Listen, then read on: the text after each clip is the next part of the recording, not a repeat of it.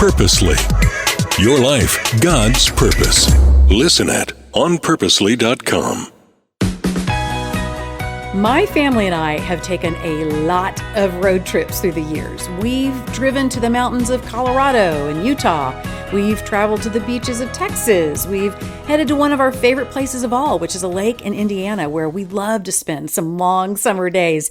And a lot of those car trips have been really long. They've taken a long time, a lot of hours. So whenever we're on road trips, there's usually a lot of time when we have a round of what I call car quiz, when we see how many trivia questions we can ask and answer, or we tell little clues for everyone to try to figure out something that we're thinking about, and they have to try and guess.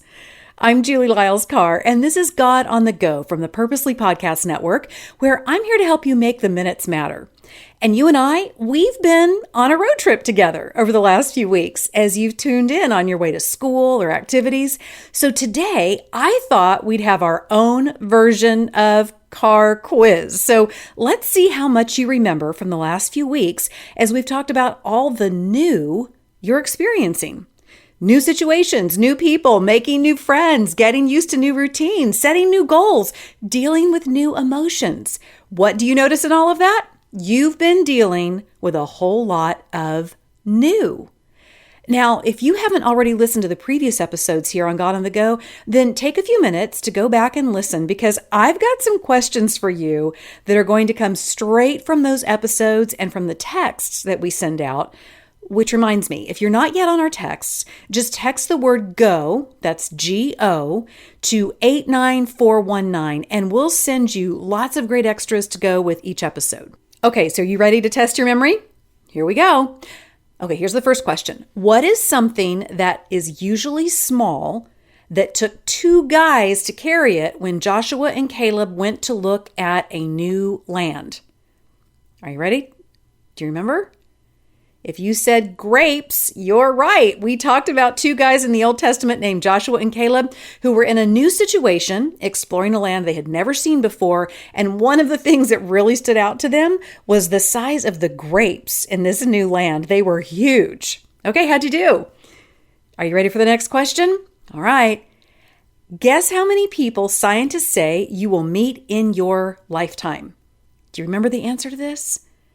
How many people you're going to meet in your lifetime? You ready for your answer? 80,000.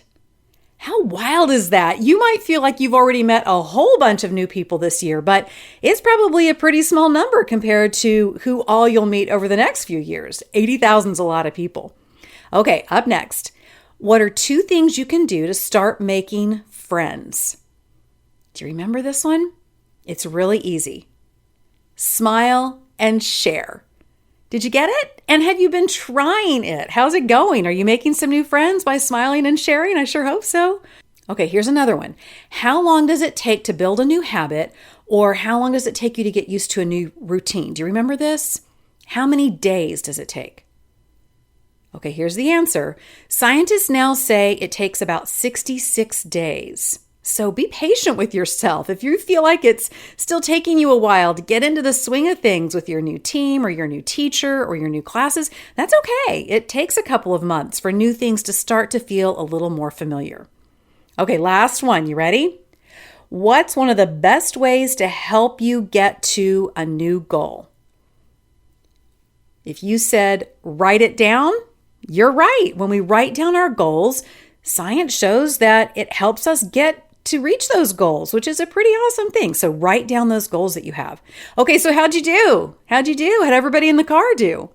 Now, you might be dealing with all the new things in your life pretty well. And you might like new experiences, but if you've got a sister or a brother or a friend, have you asked them how they're doing with all of the new? You know, for some of us, new things are exciting and fun, and for others of us, all that new can bring some stress. Here is a fun fact for you. Listen up. Your brain uses 20% of your body's energy to think and learn and experience things. Isn't that amazing?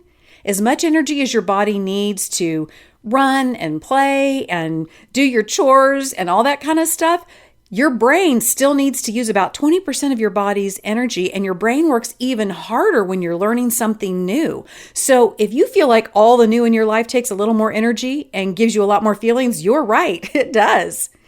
That's why today we want to talk about asking new questions. 1 Thessalonians 5:11 says, "So continue encouraging each other and building each other up, just like you were already doing."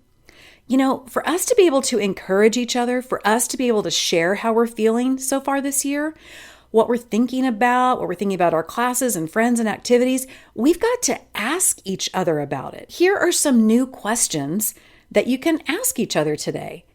How are we doing as a family?